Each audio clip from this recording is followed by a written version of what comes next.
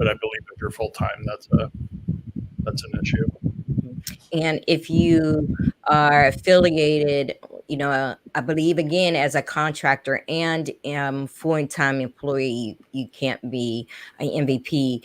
And if you have to wait a year, after leaving Microsoft before you are nominated.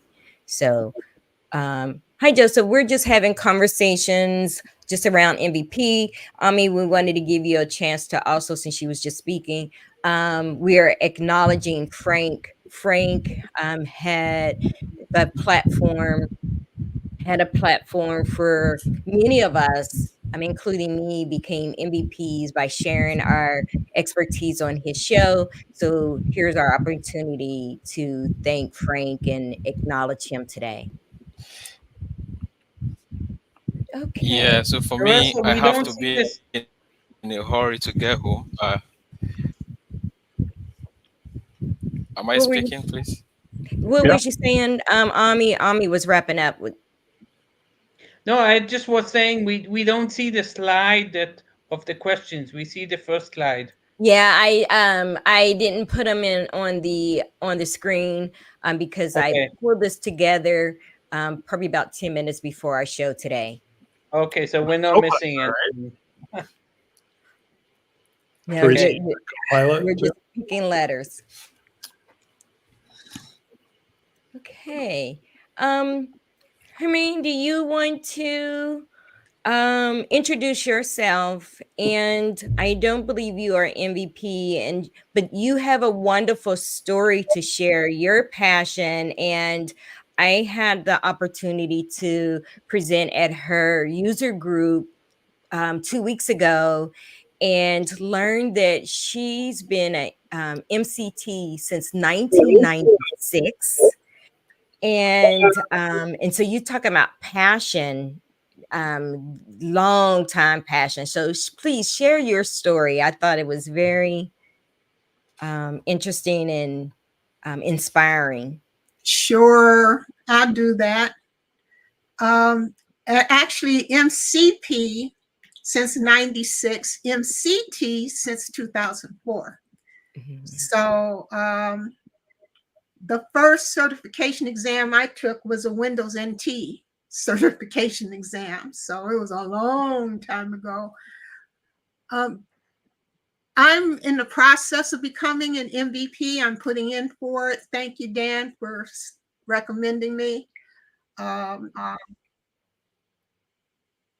When you were talking about the fact that MVPs are under non-disclosure agreements, MCTs are also under non-disclosure agreements when they go to their meetings. And then I'm a Microsoft partner, or at least my company is, and we also have non-disclosure agreements. So I'm kind of used to signing away my firstborn, although I don't think they'd want him. But, when it comes to sharing information with Microsoft, that Microsoft doles out. Why am I even becoming or considering an MVP? It's not the first time that I've considered it. Many, many, many years ago at a Microsoft Tech Ed event, I remember they had a wall of names posted of MVPs, and someone was standing there trying to encourage people to sign up for that program. And I asked about the program, but they told me that you had to be doing something within a specific category, and you could not be getting paid for their consideration. And it was a lot of rules back then. I mean, this is a long time ago, that they learned to massage if they really wanted people to participate in the program. The girls got to eat. So when you tell me I can't take my expertise and channel it, then it's, I was like, okay, I'll pass. But technically, I'm semi-retired, even though I still have a business. One of the things that I've always done, though, even when I was working for other people and subsequently for myself, is I've always participated in the community. And when I say community, I'm talking about, I don't know if you ever saw, there was an old movie out about the history of PCs where people used to meet in storefront, little storefront type shots with their Commodore 64s and teach each other how to program, that kind of technology at the time. Long time. And so I'm used to learning from each other because I've always kept my foot in the door with the community in general. And because I feel I belong to 3 communities, MVP or not, I'm going to hang with the geeks, then the MCT, and then the partners program. I'm just used to learning from other people and sharing whatever I can share with them. So I'm one of those people that likes to sit up in the middle of the night and go into tech and touch and feel and try all kinds of things. And then when I see something that's really, really cool, then I turn around and share that information with other people. I lead a user group in Detroit here. And the user group sprang out of attending Microsoft user groups. And the first user group I was involved with, at that time, Microsoft ran them, was the WinNT user group. Just to share with you how long I've been doing this without sharing my age. Wow. I know you guys can do the math. So I'm trying to keep it pretty general. But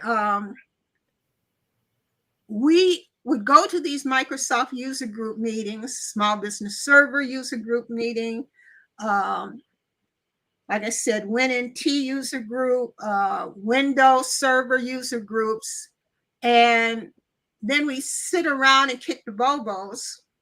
And then one day I said, the user group audience was getting smaller and smaller and smaller because they were always talking about the exact same thing.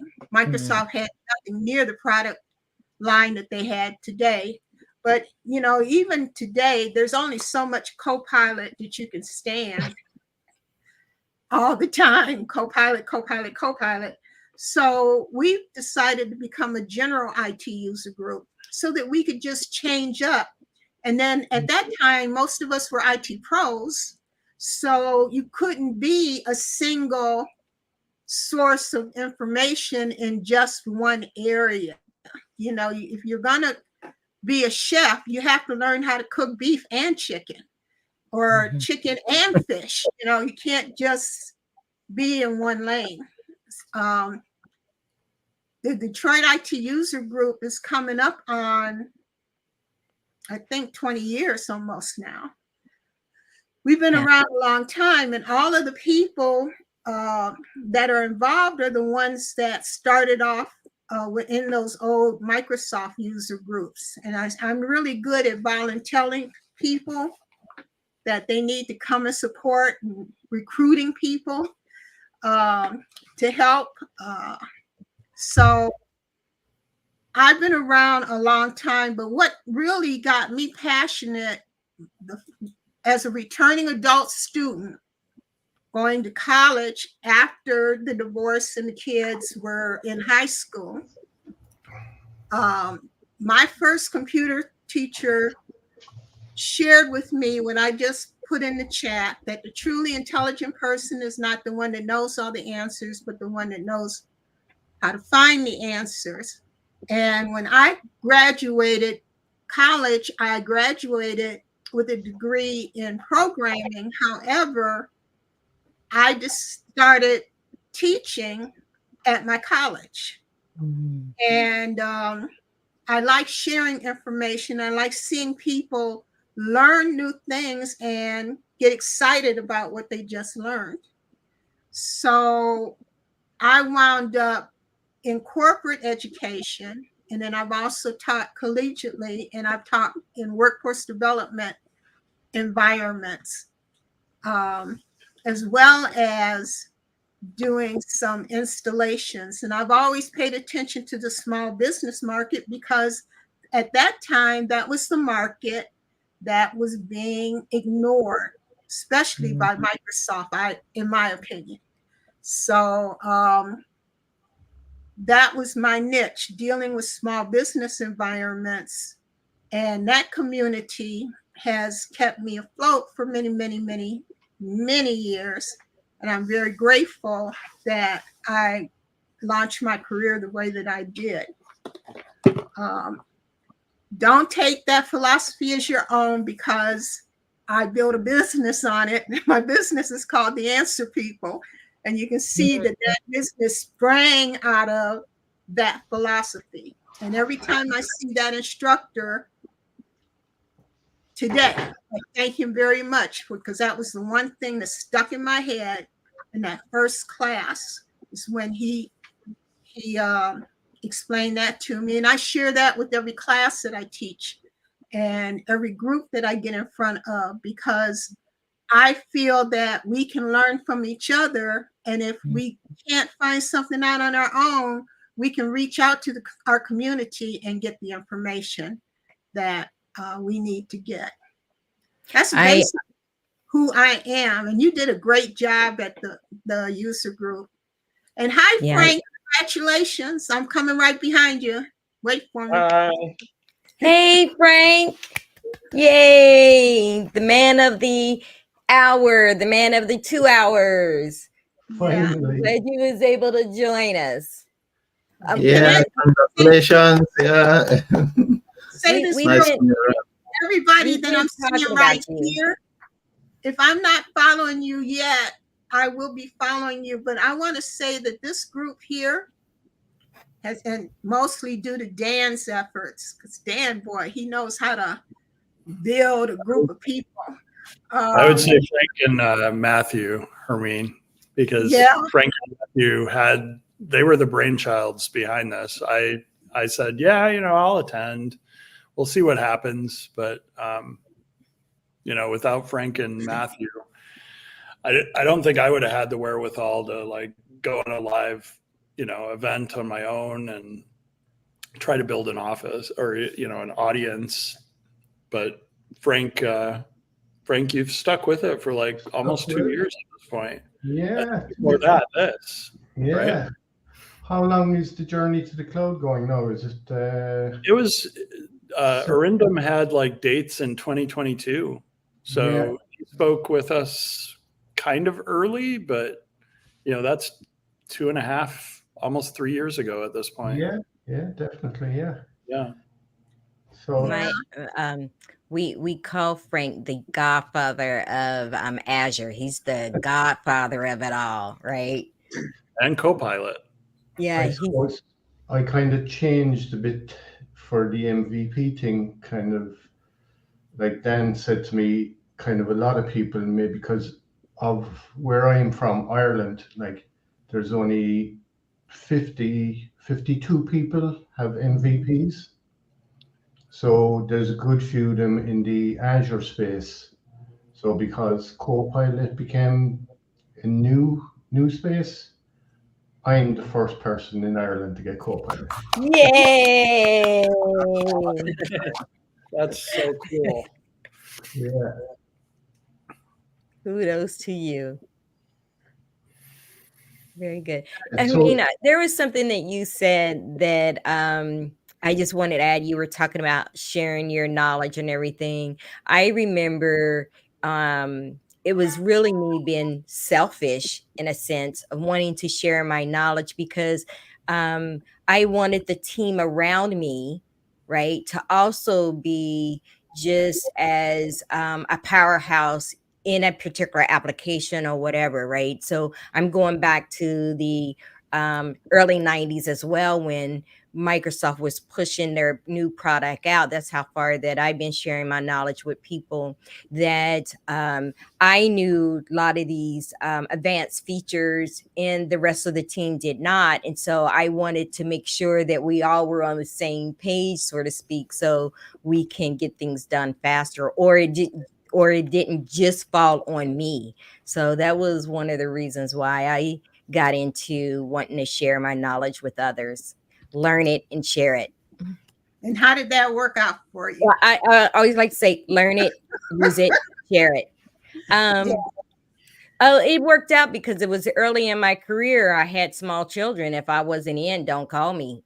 If I was out to dealing with with my family or kids, right? We didn't have laptops and cell phones back then, right? So it's like, so the rest of the team need to know how to do it.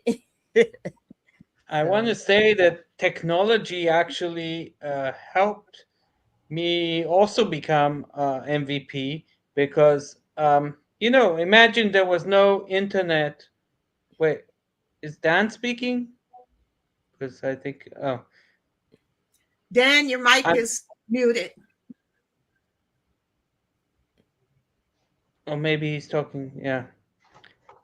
Yeah, I think so. It's going to be in a class. I think that's true.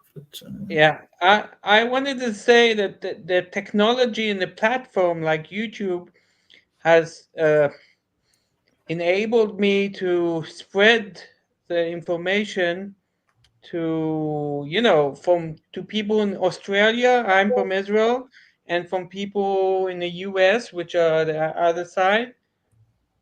And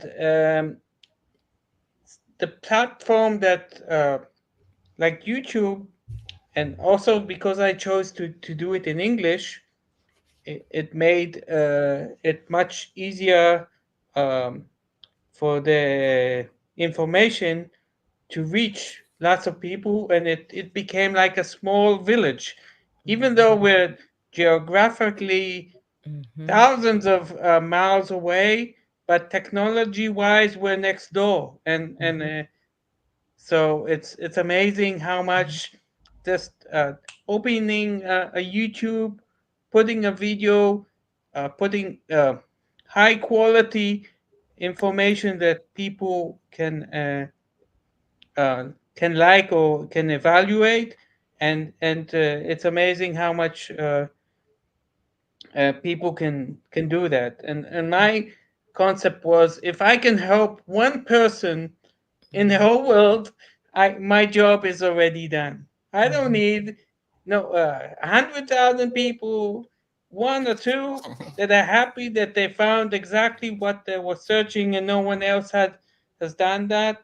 That's really happy that people can enjoy it. So It's that's pretty my amazing. When I look at the analytics So for for me, my YouTube channel, you see 50% US, which is my country, and the other 50% is from all over the world, right? I always say even some countries that I can't even pronounce, like, where is this country? And you have to look it up, right? So Ami and Joseph, he has a YouTube channel as well. Probably have that same experience. yeah, that's actually a very nice one for me. Most of my viewers are not even from my country, as a matter of fact. There are people from other regions, different folks. I just keep enjoying my comments, and somebody say, "Hey, even a very big organization could not resolve this issue that you just recorded." Hey, thank you very much, Joseph. And I'm just sitting somewhere here in Africa and helping someone in Australia. It's actually amazing, right? Yeah. Hamin, thank you very much. I listened to you, and I appreciate this comment from you. My personal philosophy is that the truly intelligent person is not the one who knows all the answers, but the one who knows how to find the answer. And that is what I'm taking away today. And that speaks to the comment I had on my LinkedIn page recently that says, I am an expert in M365. Does not mean that I know everything. It only means that I know where to go and who to talk to when I need help.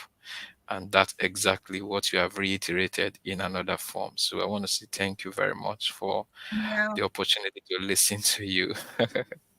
absolutely. When I share this, I usually say, if you knew everything, your head would explode. You got to be able to get at the information that you need when you need it. So my first love was the internet. back in the modem days when the modem screeched and squawked at you. You know, I'm primarily a researcher, and now I'm in heaven with Copilot. Today. This is nirvana for me, but this wave 2 is really moving in a direction that would scare a lot of people, but I'm finding to be just the way it's supposed to be eventually. I know that there's a lot of people, though, that have to get on board. You can't fight it. I've learned a long time ago with Microsoft, especially, you can't fight it. People will complain about changes and why and the what's and why don't they. I'm like, look, just fall into it, roll with the flow, and get to learn what you need to learn. I just embrace change. Yes, I just got a paper book. Herman, can I ask a question? Sure. When you started, was your training mostly to the the Black community, or was it more mixed? And were people in this environment had different backgrounds or had less knowledge in computers than what they have now, which is more, I guess, equal or something like that? Yeah, that's a great question, Ami. Sorry, I apologize if it's something, on what's it called? You're good. You're good. Racist or something, but I know there was less people who had knowledge, or they had a starting point which was less as good as others. Okay. Yeah. So Political correct was the thing I wanted to say. Yeah. To give you some perspective, when I was in high school, there were no computers, so I was a math geek. Math was my thing. However, by the time I had gotten married, had a couple of children, and gotten divorced and decided to go back to college, my college had punch cards and mini computers. So everything I learned was programs. I learned there wasn't a programming language I didn't take, from Pascal, PL1, Fortran, COBOL, ALGOL, RPG2. I mean, old school programming. Logic and flowcharts. By the time I got out of college, though, desktop PCs were the things, IBMs, Apples, and Windows was a baby. My first program PC was a Windows 1.0 on an old compact 386 box. I used to travel with that compact that looked like a suitcase, because my first job was traveling all over the country and training at different companies all over the country and Mexico and Canada. Was that unusual? Usually for people? It was kind of new. There was one company I recall that I went to, and they were expecting a Caucasian person. And so when I showed up, they were shocked, because despite the fact that they were an all minority company, the third largest supplier to Ford Motor Company, actually, but they were a minority company. They thought the computer person coming to them was going to be Caucasian. My name is German. And male, because there wasn't a lot of females in technology back then too. No, there weren't. But in my community where I lived in Detroit, I went to a college that was in the heart of the city.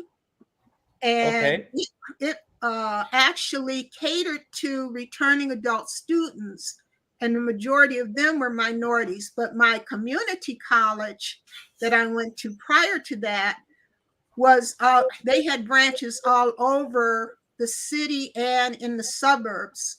So I had to drive about 30 miles to take one programming language because they didn't offer that language in the inner city.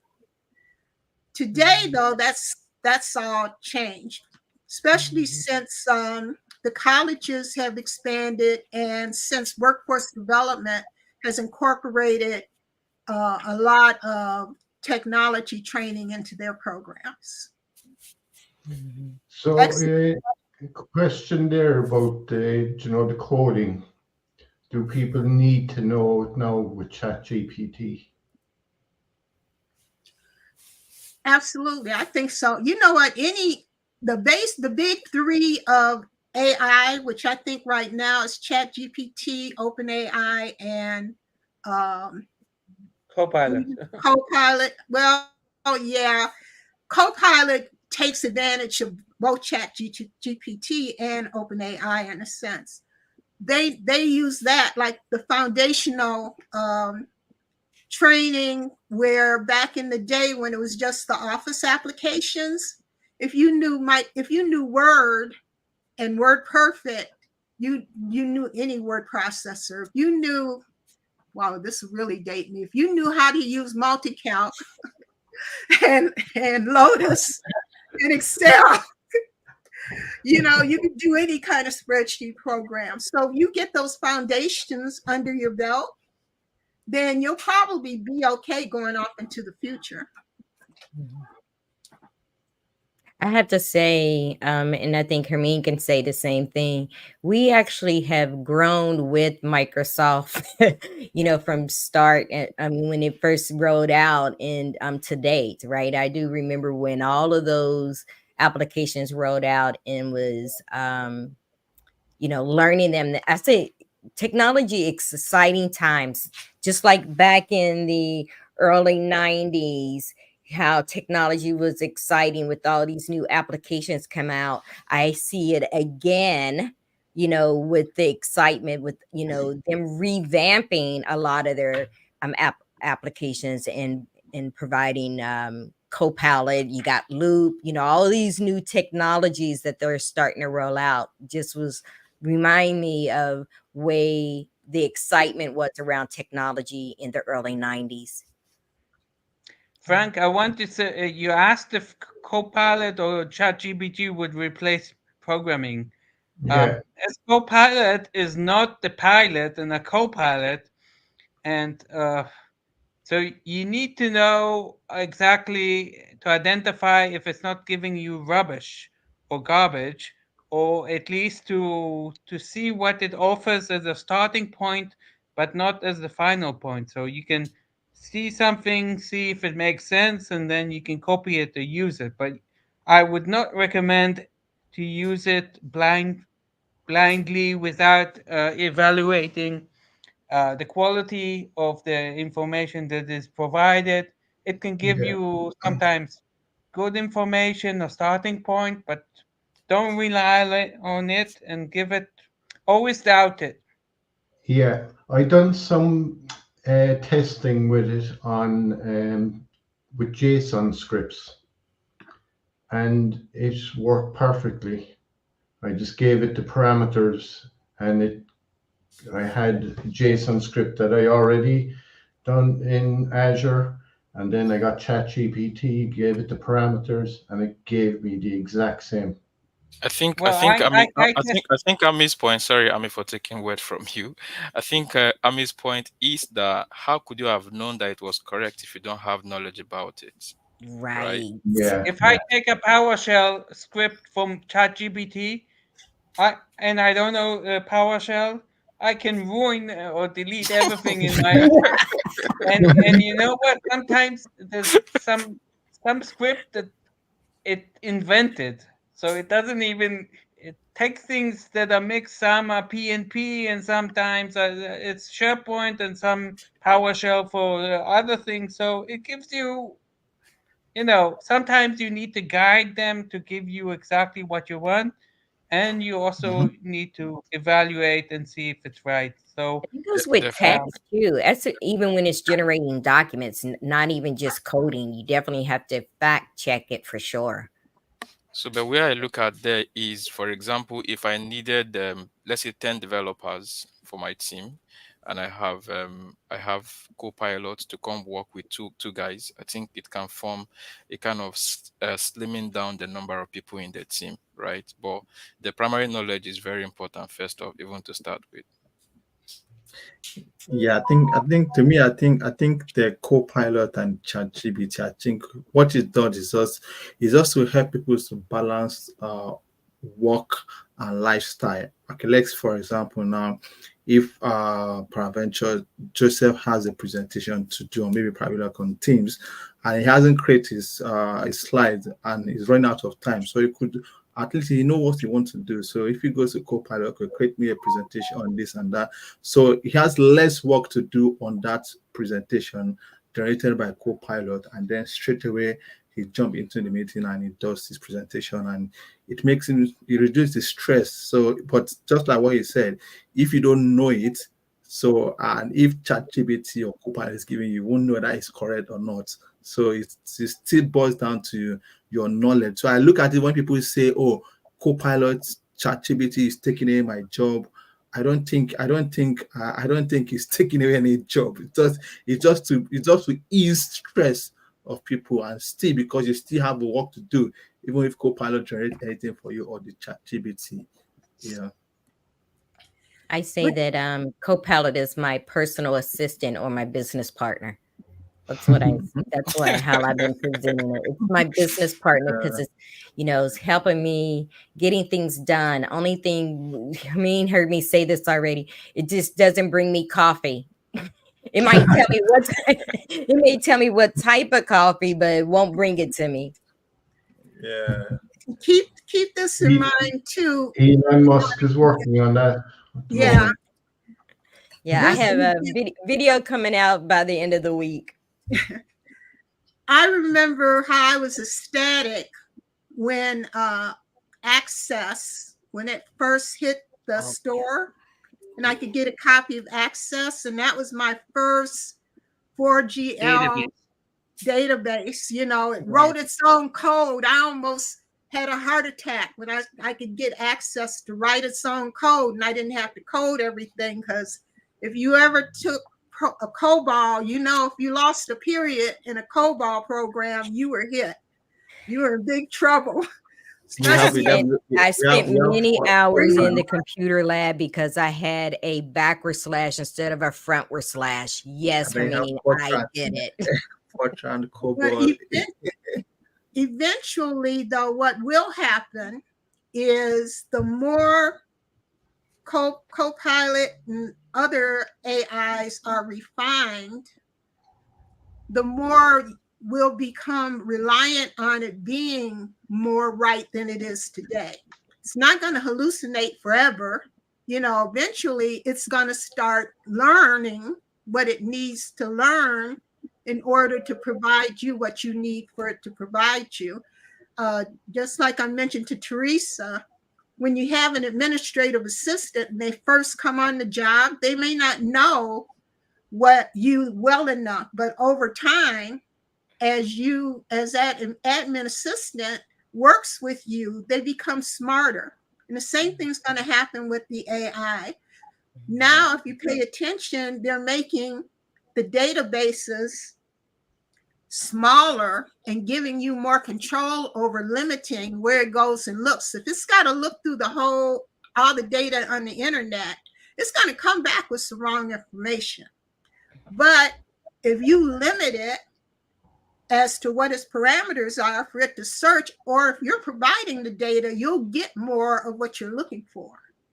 So over time, it's going to wind up not replacing the programming, but doing more of the programming for us, so that we don't have to look to see if it dropped a period, for example. We can just look and see, if you're getting the outcome that you're expecting in a secure manner. Security is going to be really key in all of this. Sorry. Hi, Solomon. How you doing? Hi everyone, I'm doing awesome. How about you guys? Good.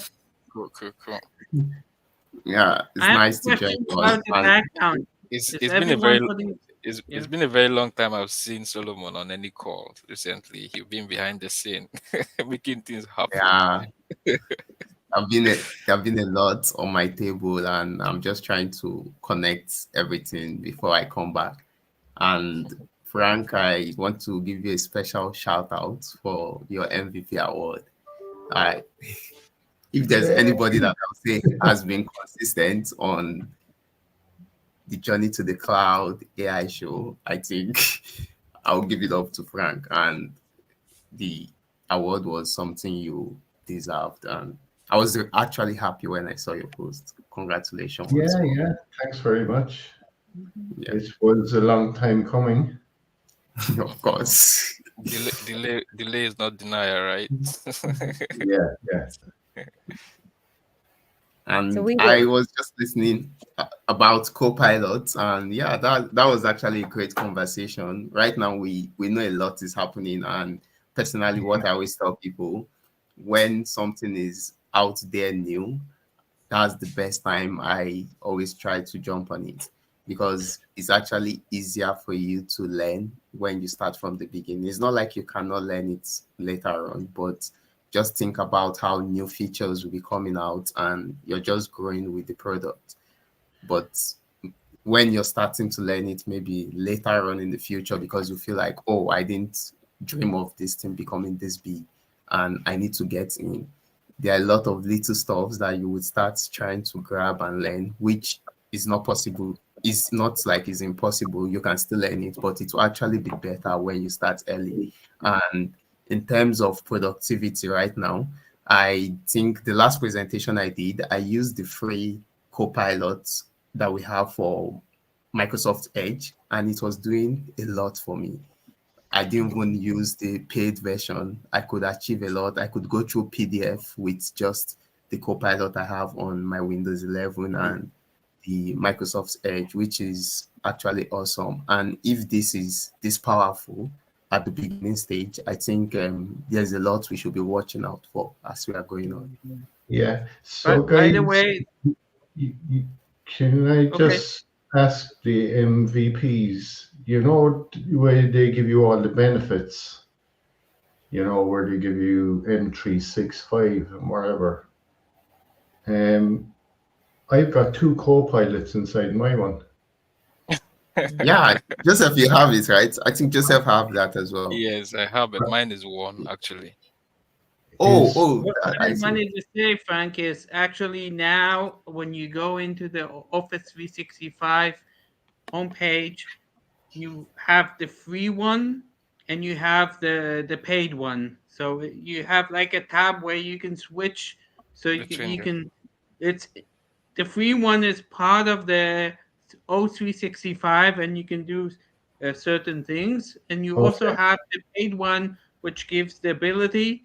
And as they announced, there will be also possibility to have pages, Copilot pages where you can quote all kinds of things and like store them. That I Yeah. haven't seen it yet. I have I, not I, seen, I have not seen the pages yet because I tried to explore it after the yeah. wave 2. I tried it out and I've not been able to see that But yet. I the think idea, you can pin this a page of Copilot, even if you don't have the paid one, to pin it to the side, and then users can actually use it, and it's within the 365 tenant, the free one, and you have the possibility to toggle to the paid one and use it as it is. So that's interesting to I want to. I check. want to take this opportunity as well because I was thinking that Frank was more or less.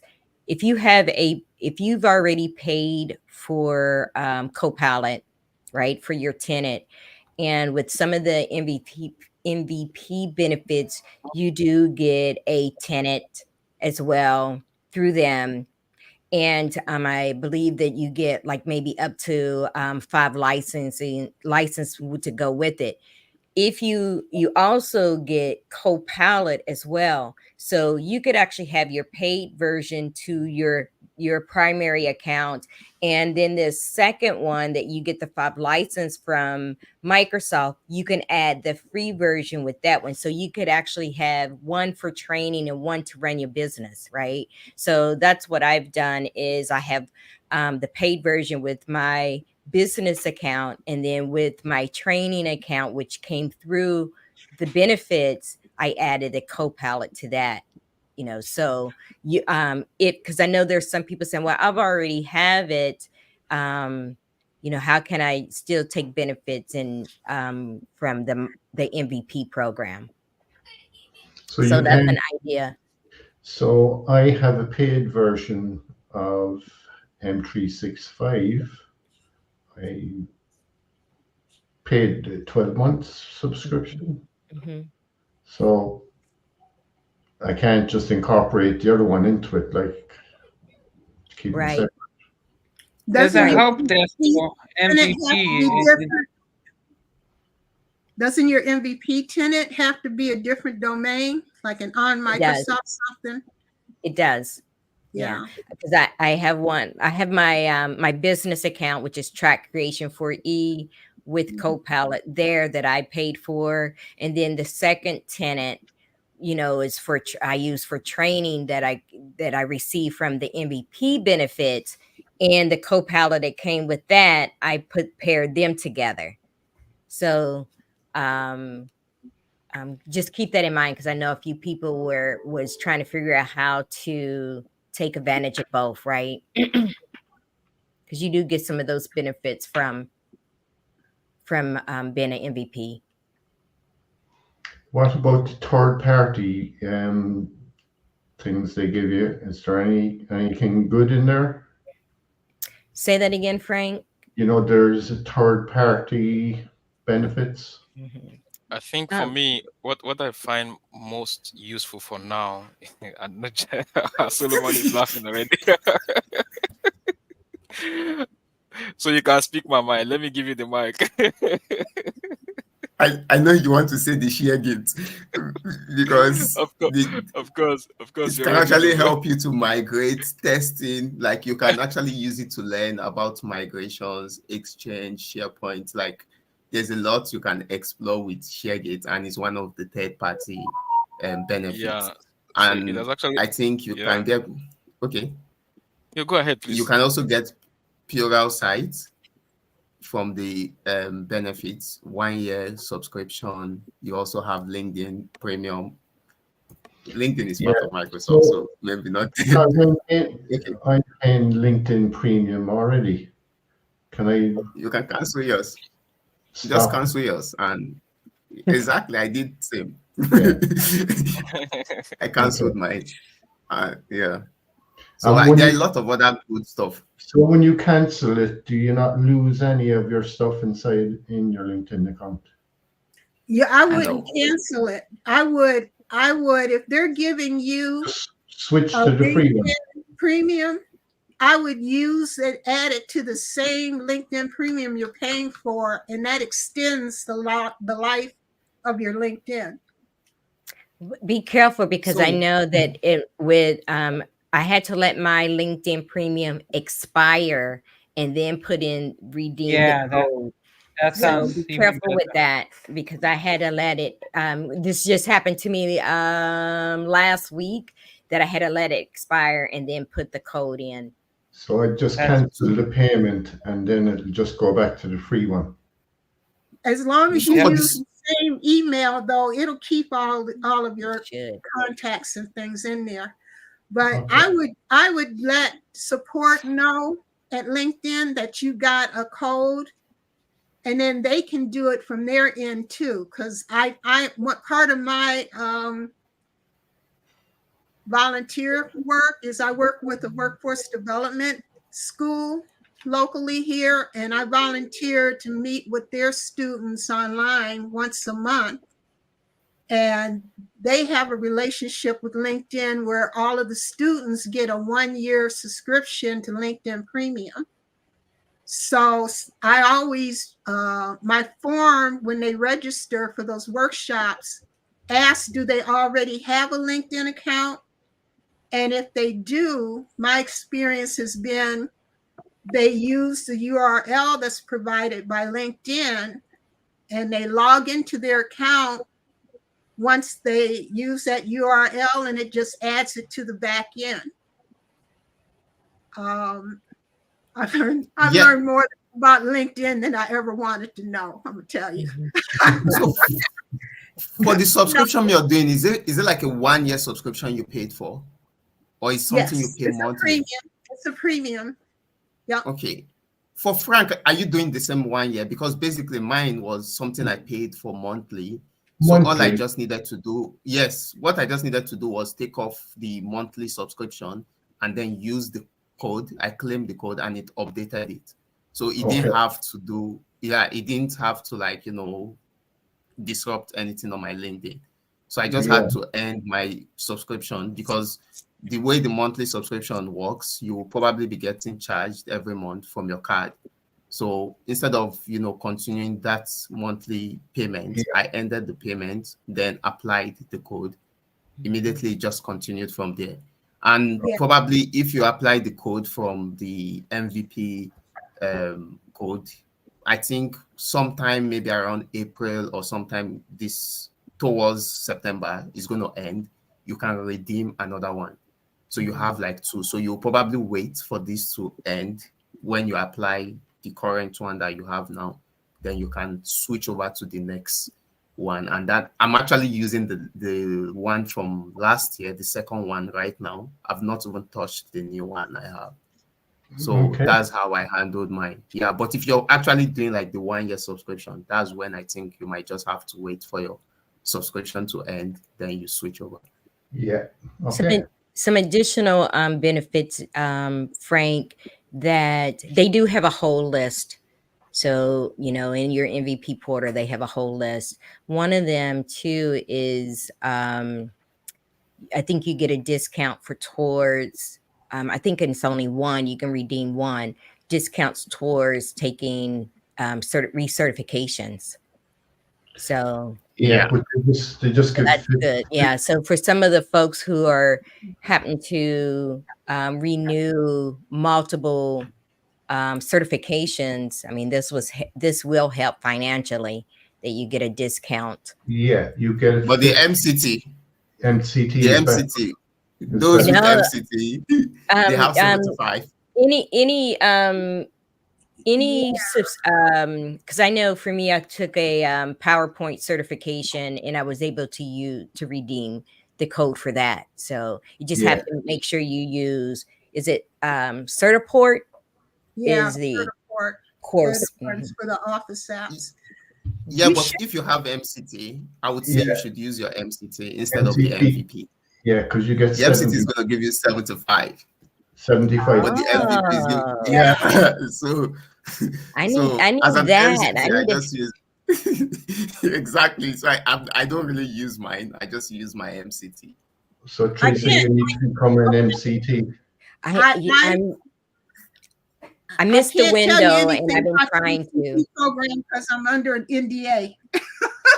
But I can tell you, you MCTs out there, that we have monthly meetings, and I really recommend that if you go into the MCT portal and attend the meetings, because there's a changes coming, and we'll still get 75%. And Teresa, if you're thinking about becoming an MCT, then I'll send you the link of where you can get information about what's coming down the pike to a certain degree.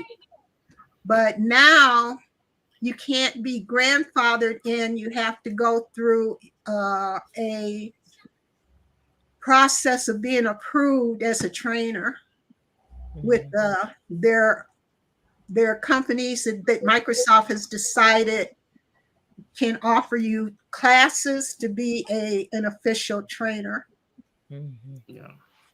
which is dramatically changed. In my day, I just got a letter from my boss and sent it to him, and that was it. It didn't cost me anything. Now these companies cost you to be trained as a trainer.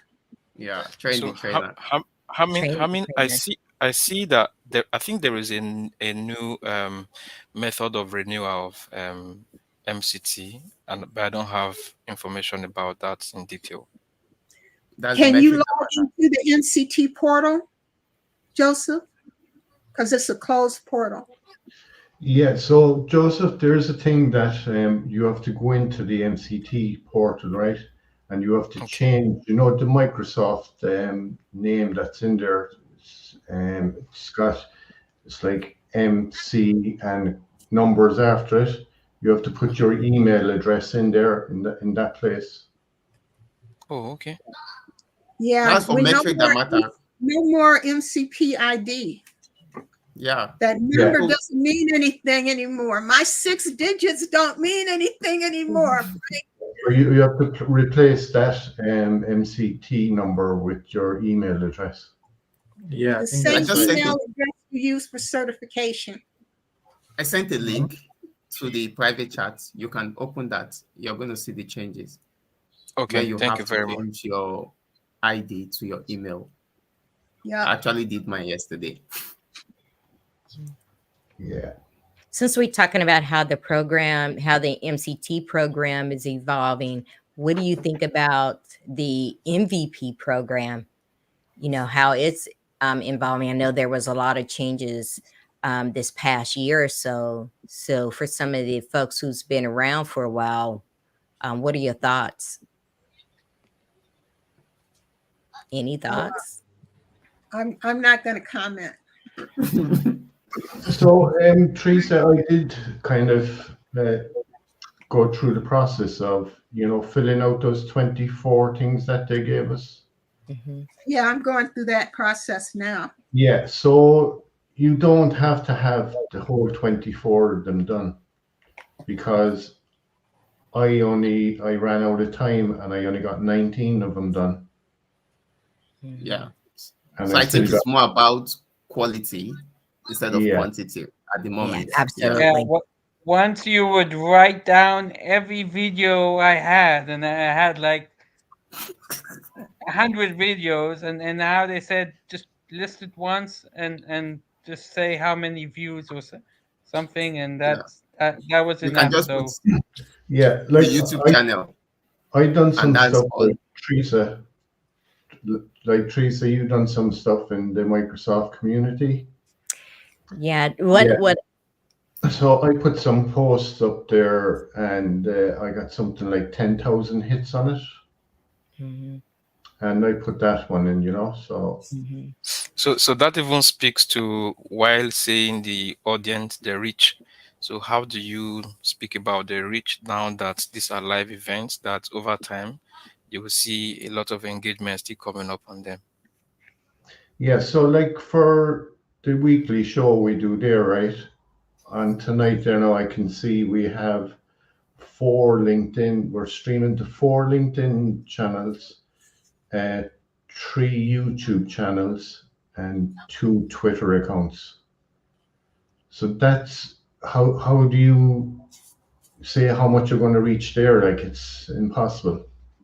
Yeah, that's even if it's on the instance, but if you are collating this at the end of a year, you know, these are events that are available online and people still keep coming back to watch them and all of that. So it will really Yeah. be difficult to even estimate now, not to talk about the future. So I kind of done a guesstimate of it, right? So say we had, you know, how many hits it's on LinkedIn, and I just done the average of it over the year. And because we're doing it 52 weeks of the year or 50 weeks of the year, I multiplied it by 50. So I got, you know, 50,000 hits on it or something, you know. I was like Ami when I first filled it out. I started off with all these individual videos, and I was like, yeah, no, I'm not doing that.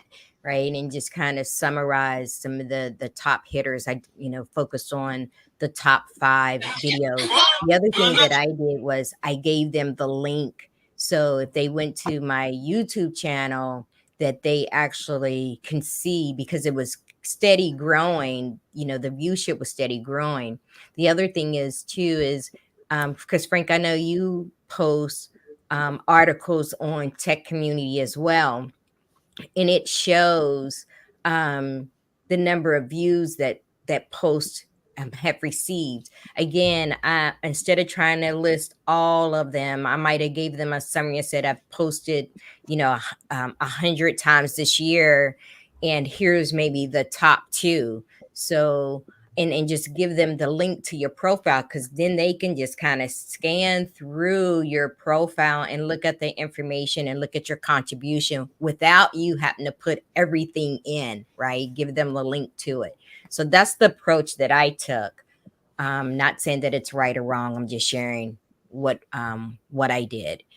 And so I want to say one of my contributions was to create WhatsApp groups. I know in the US, WhatsApp is not that common, but WhatsApp is a very interactive platform for chatting, and most of them are just named Q&A in SharePoint, Q&A in Microsoft Forms, and I have like 7 of those, each one in a different one, and each one can raise a question and automatically get an answer. I found out actually somebody wanted to be a wise guy, and he would take the question, go to ChatGPT, and paste it, and it was putting garbage. So I said, not allowed to use ChatGPT in this WhatsApp. Please answer from your knowledge and experience, and not just like doing that. But it's really, I think, nice that it's possible. I mean, WhatsApp is limited to I think 1,025 members. Yeah, Maybe LinkedIn. 1,024 people. Yeah. So Yeah. I'm actually But in one of other those platforms WhatsApp like group. I mean, WhatsApp, LinkedIn, you can have a lot, or maybe there's other platforms. with Telegram also. As most people in the world use WhatsApp for everything, then it's very convenient for them just to type something, and someone in the world can just answer. And even though it reveals your phone number, which is some people don't mind, but other people do.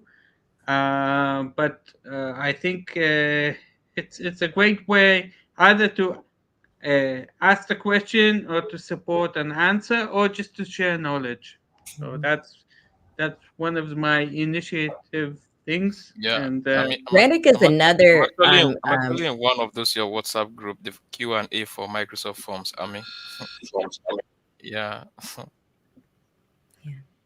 Yes, Teresa.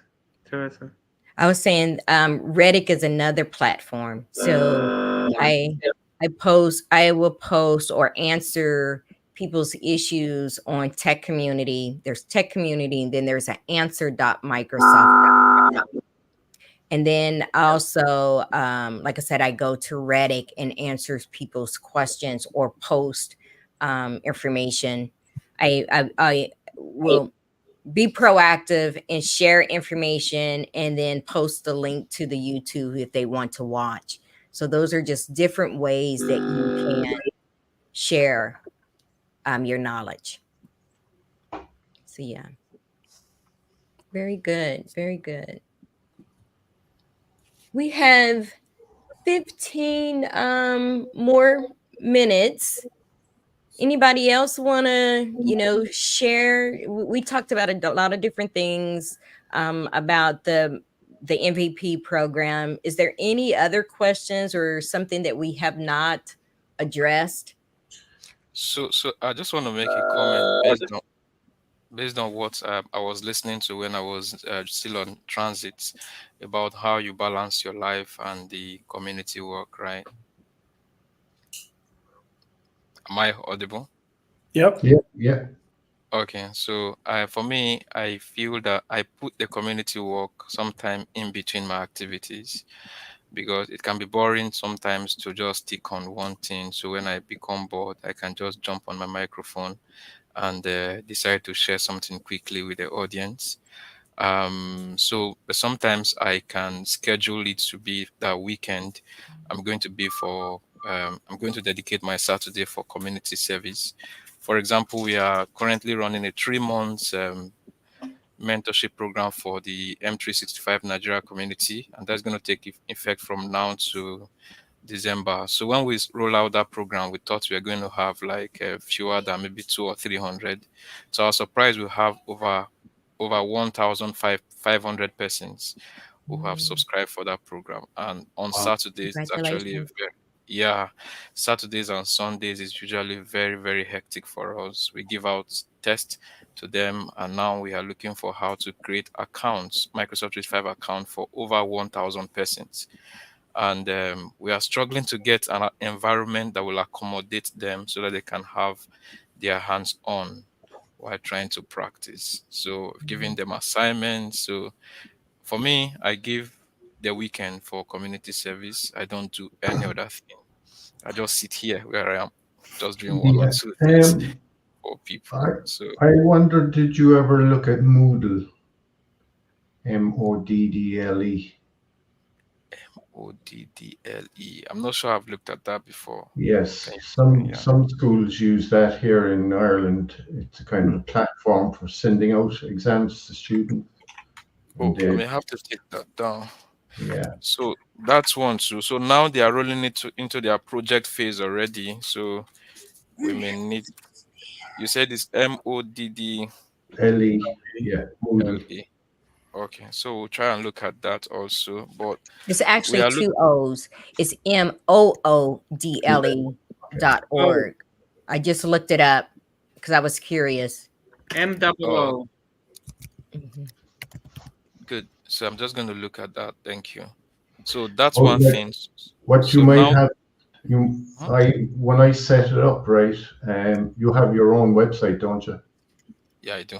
So what I done was I uploaded it to my cPanel. Okay. So it's kind of run from that. So if you have a website, you have a cPanel, you can upload it to that, and it's kind of run in the cloud then. So Okay, that's you cool. wouldn't have it.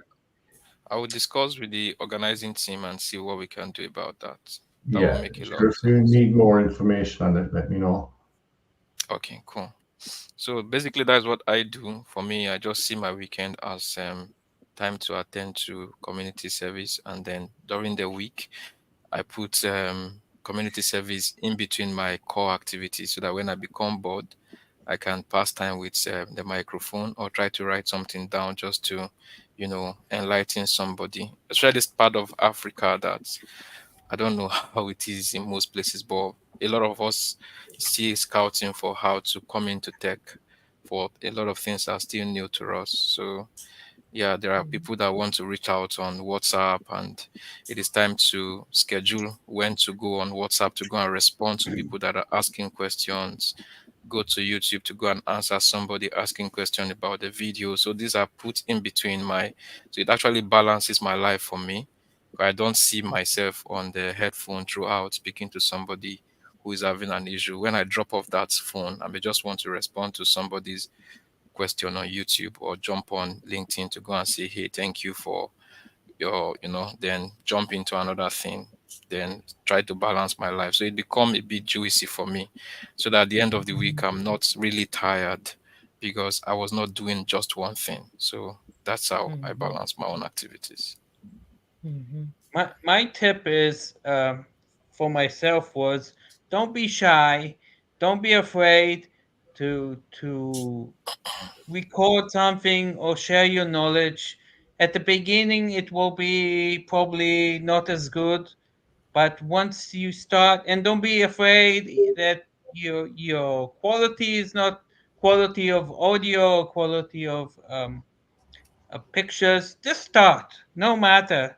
start, and you'll eventually, it's like riding a bike. At the beginning it will be not as perfect, and while time, hopefully you'll be get learning on the way, and if you know enough in your field, and then things will pick up. And for myself, I'm so happy. I didn't give a damn how I sounded or how I just said it, and I didn't mind if anyone else was listening.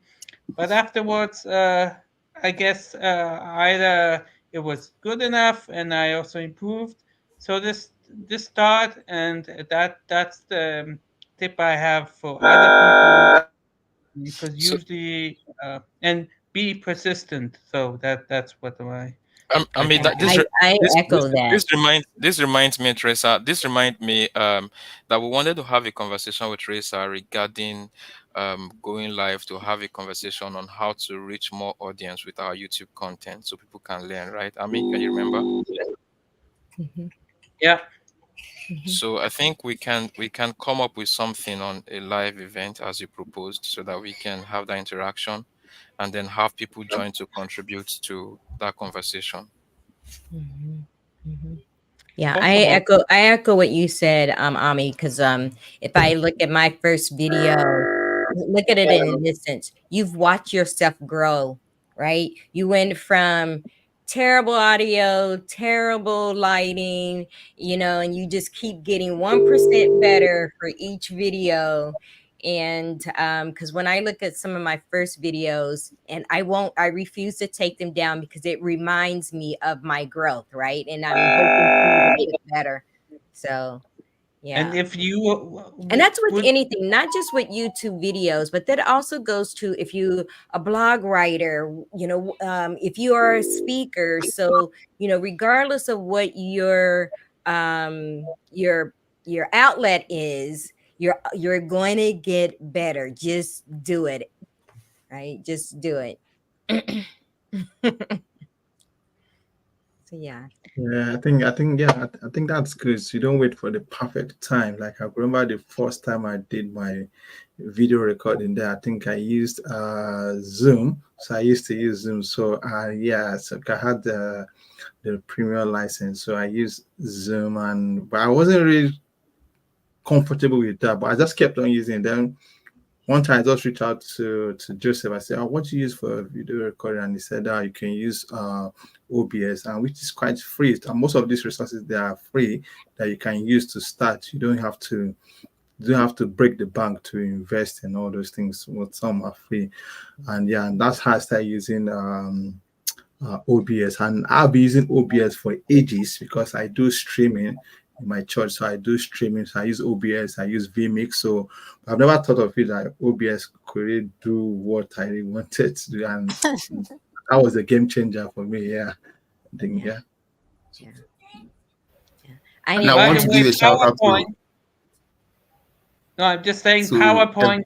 You can do a screen recorder, and True. it's not bad at all. And that's also very free, and it's even not bad at sniping all. tool, right? Yeah. You know the Sniping tools sniping you tool, can. you can actually do a screen record with your sniping tool as well. Yeah. Are you kidding me? Yeah.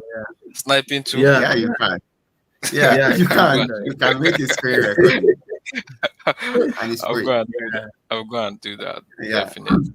I'm just looking at the Well, clock, and we're about like 5 minutes till, and I just want to just bring it back to the purpose of today's event was to celebrate Frank. Welcome to the MVP Club. Again, just keep in mind, MVP or PVM. Ami wasn't here when I shared that PVM is your passionate, visionary, and maximizer, right? You're doing it regardless if you're awarded MVP status or not, because it starts with passion, visionary, and maximizer. But Frank, I want to personally thank you. You've given me a platform to share my expertise, and I learned from you. And I love the fact that we call you the godfather of Azure. So Thanks, Teresa. Thanks very much. And Scott Coleman was here earlier, Frank, to wish you well and had a few words to share with our audience. So Yeah, listen. You missed a few people. There was a few people in the first hour, so you might want to watch the replay. There was a few people had some great things to say. So I think we probably got the time. I got the time wrong. Then I'd say. Oh, I apologize. I moved this an hour early because I've got a Okay. meet at the airport to go to Memphis. I'm going to the community day in Memphis for Friday. I had a builder call to my house, so I couldn't come anyway. You know. Okay. He was outside with a console, and so. But listen, it's been some week anyway. After getting the MVP, and I'll do my best with the community, and keep it going. And anybody needs any help with anything, reach out to me anytime. And the next big event now, Dan, is the MCT Summit in Manchester. So, Yes. So I don't know if I've heard back from the contact that I had at the Dublin office for LinkedIn. Okay. I did reach out to all of the Ireland Microsoft Learn student ambassadors, and I've gotten some interest from them. So if we don't hear back from the contact that I had respond from LinkedIn Dublin, I may try to put out a couple other feelers just to find out if we can identify who the office manager is. I think with the contacts that I had in Detroit, we might have a good opportunity just to figure out who that person is to contact. Yeah. So you're kind of hoping to go a day before? Yeah, I was looking at maybe earlier that week before we're in Manchester, and then I'd fly into Dublin, and we could do that tour, and then I'd fly over to Manchester for the MCT thing. Okay, cool. But if that works, I think it'd be a really cool way to see another Microsoft, subsidiaries office. Many MVPs haven't seen a LinkedIn office because it's not something that we get invited to unless we're LinkedIn learning instructors, which I would say is not as many MVPs as probably MCs. If that didn't work, we could maybe get those ambassadors and bring them to the garage. Yes, the garage would be an easier ask because we know exactly who to talk to. And maybe we could do both. Maybe we could do morning at LinkedIn and then afternoon at the garage. That'd be really cool. I don't even know how far away they are. I'll have to try to figure that out. But I think that's the other kind of thing, Teresa, to your point about contributions, is just thinking about stuff that people aren't doing. If there's something that you can do for student ambassadors or for other MVPs that other MVPs aren't doing, it doesn't make sense to do the same things, but thinking about stuff that isn't being done. So Solomon, it's Manchester in the UK that the MCT Summit is on the 9th and the 10th of January.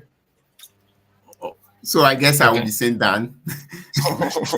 Oh yeah. Yeah, because that's just behind me. I will definitely. That was actually the first place I met with Matthew Brown. The first time and the first yeah. So we met there. That was for Microsoft Ignite 2022. Yeah. So is it in the same place it is? I don't know if it's gonna be in the same place, but as long as it's gonna be somewhere in Manchester, I'll be there. Yeah. Awesome. Yeah. So then we kind of have to get the dates pretty soon because booking flights and accommodation. Let me know if you have dates that you're thinking of, because I was thinking just earlier in that week, so like the Monday or Tuesday maybe of that week. I think we're in Manchester Thursday and Friday. Thursday and Friday, yeah. Yeah. And Wednesday is probably the last day we could fly and be there for the 2 days. But we might fly Tuesday, I don't know. So, Yeah. St. All right, Teresa, well- you want to bring the show to a close, right? Before that, I want to sincerely appreciate Dan. Dan, you are a great guy. I see your support behind Frank, especially when he was on vacation. You were here and there telling people about giving Frank recommendation, honest recommendation, and I must commend you as a very big support and an encouragement to us. And I see more wins coming here, and yeah, keep doing the great work, Dan. Thank you very much. Thanks, Joseph. So we'll have to try and get Stephen over the line now for his MVP. I know. Yeah. I know it's easier for me to ask for favors for others than to ask for favors myself. So that's one thing that I thought about with recommendations. It's so much easier for me to write a recommendation for somebody else like you, Joseph, or Teresa, Stephen, Frank, Solomon. But it's harder for me to ask for people to write me recommendations or ask something for me. Sure. And the amount of, I think people that took the time to write Frank recommendations, I'm super appreciative of that too, because I can't write, many as one person, or they, eventually it's just shouting into the wind. But if everybody that's been affected takes a little bit of time to share what that support's meant to them, it means a lot. Yeah. So thank you, Frank. Appreciate it. Okay. Thanks, guys. Joseph. Yeah. This is a really cool community. Yes, of course. Yeah, and again, I think so before we round up the show, I think one person I also really want to appreciate here, it's Solomon. Yeah, and the reason being is because I've been with Solomon for a very long time. We've been together. I remember the first thing I think we learned web designing together. So that was where I knew Solomon was something else. Was something else entirely. Like what you do in the community. Like if I look at the ABC of Cloud now, if I see some of those guys, I see some of them doing coming out from their boldness, even creating videos. Like when I started IT, I don't even have that boldness to do video then. But I can see some of them, they do video content, they do write-ups and things like that. So it takes within just a short of period. And I think one thing Solomon is that it doesn't look at the time, oh, this 6 months is too long. It's also like 6 months. So whereas other people will tell you that, oh, come and learn XYZ in the space of 2 months, in the space of 1 or 4 weeks, and which we all know that it's not possible. It's not that possible. So it doesn't look at that. So if you are ready, and one of his training we did when I started with him actually made me I'm always, at times when I go to work, I take my iPad with me so that in the bus, I join the class in the bus. When I get home straight away, I put on my computer and then we do. And so it has really, really, really helped me also a lot in some areas. Like I can remember the Active Directory was something I wasn't really into. I just know how to create a user and then I just stopped from there. And I remember I went for one interview and I was given a practical. I think I even have that script. I don't know where I came in. It's practical scenario of Active Directory, and I messed up. I really messed up. So I think Solomon, you are really doing a nice job, and it's not easy to put people together, make them sit down for 6 months, and then give them something. Some people, yes, we know it's not everybody that will stay up to that 6 months. Some people will get tired and it all depends on the passion, just like what you're talking about today. It's when you have the passion for that thing, no matter what, you will shut down a lot of things just for that. I remember then there's some things I shut down. If there's one thing Solomon Jali said, he said, even if you have wedding parties, it's not all wedding parties you have to attend. If you can even give that your friend the money, the person will appreciate it, giving that money, and while you spend your own time developing yourself. So it's not all parties or programs, just shut out all those things and just to improve yourself, and which I think a lot of folks in that group are doing, and it's really helping. I can see a whole lot of posting. At times, when I see anybody post, I was just good, just like I trust the content, so I don't even really, I just like it. So when I have time, I will read it and then give it a shot. So thank you, Solomon. I really appreciate what you're doing. Thank you very much. So I'm sorry we're extending beyond time, but Solomon, we can't finish talking about it. I've watched our Azure video from the first class to the sixth one today, while in the bus going to the office, while in the office, and while coming back today. So it's always new every morning when I go through those videos, and I give you thumbs up. Thank you very much. Yeah, it's not 6 months, Stevens, to quickly correct you. This is the 10th month of the year, right? And we are still here. We are still riding. When we started our own there, when we did the first class, it was like, yeah, and it's a kudos to him, because I think Solomon goes a long way, not just to teach you, but also give you the resources. Like I see, giving people laptop, giving people internet modem to work with, give people. I can remember when I wanted to buy my own Windows Pro key. I bought it for like £35, but Solomon was giving it free. I was like, wow. Okay, this one, can you see mine there? So mine showed up on the camera. That's my 5G router. So yeah, so like I remember when I started Azure, then I used to do the pay as you go. I put in my card. When I started spinning a virtual machine, I said, and then when I look at the one more day, I said, come on, these people are charged. I had to remove my card. But someone gave me that resources for free now. Like I can do a lot of price. So to be honest, you're a great guy. I really appreciate you for that. Okay. Yeah. Thank you everyone for all your support. And to be frank, right? Dan, Frank, Teresa, and all of us, like, we are doing a great stuff. For me, I always tell people, I've not really told people my story about the process I went through, but I went through hell learning a lot of stuff. And somehow people ask me, you don't sleep at night? And the reason I, had that bad habit was because of what I went through. I didn't have people to ask questions. I didn't have some resources. I'm trying to target when there will be light, electricity, so I can, connect my laptop and all of that.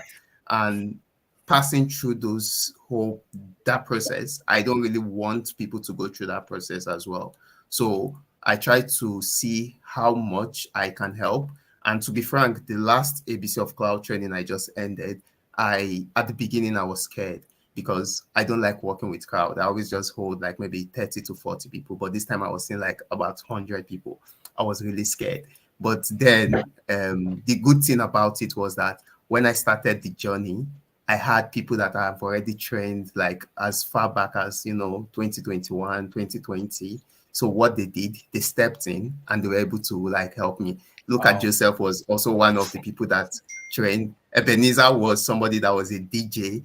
He was not even doing anything about tech. I trained him, and guess what? He was also into the training. He handled Exchange for me, explained everything, ran scripts, showed them about GitHub, and that was someone I trained. So it was more like, everything is coming back in circles. I have someone, I think, Sam, he was able to get a job, a remote job. He was able to fund laptop for about 3 people in the training that were joining. He was able to fund their data money. And so it's more like, as I'm giving it out, most of them, they're coming back and also, sewing it into the whole process. So for me, I'll just say, I just have to do that because I don't really wish someone to go through the same stress I went through. And at the moment, I'm actually scared for the next, because I have a lot of crowd DMs, wait list of people that want to join. I don't know what it will look like, and I just hope I'm able to cope. So, Teresa, I think your mic is mute. You try to say something, but then I think it's just one of those things you do to help people out there. I do get a lot of testimonies, a lot of calls. I even got a call recently, and someone got a job that the offer was mind-blowing. Like, it was mind-blowing. Like, it was like, when you say the strong 6-figure job, that was what the person got. So, and all of those stuff is just part of, the things we do, and we just, As a trainer, that's where you get your become- satisfaction, when you watch people grow, right? That's where we really get our satisfaction watching. I used to say with SharePoint, watching people that knew nothing about SharePoint, that over time they become a power user, and it's because of the knowledge that you shared. I always like to say, I like to share with people the limitations, things that you think that the program should perform in this way, but it does not. Share that, because you don't want somebody else might be thinking it and wasting time of doing something that you've already tested and shared, and it doesn't work that way, right? So I make sure that I always include the limitations as well. And to be frank, also, you are also learning. So I would say most stuffs I end up like, basically we all go to work or we have stuffs we are doing. And if you look at your career, sometimes you resume your daily activities, you're doing stuffs that you might not, you might not come back to, like, doing simple stuffs like building servers. You might just be more about migrations and all of that. But when you train, it's just a way for you to take your step backward, learn, relearn, checks updates, because Microsoft, they are actually very good at updating stuff. So you check those updates, learn again, learn new stuff, you interact with people bring up their ideas. I've seen people that come up with challenging questions that I have to tell them, okay, we're all going to pause the training, let's do research. We Google stuff, and then I just learn. So I think it's just a whole lot of things that are connected, and it's just also an amazing time. But sometimes it comes with a whole lot of, sacrifice as well. And thank you all for your kind words. I really appreciate it. Yeah. Very good. So listen, guys, I'm going to have to fly. The builders left a mess. Going to have to clean up. But thanks again for all your kind words, and talk to you on Saturday. Sounds good, Frank. Okay. Good. All right. Thank you, Frank. Thank you very much. Thanks, guys. Yes. Yeah. Thank you, everyone.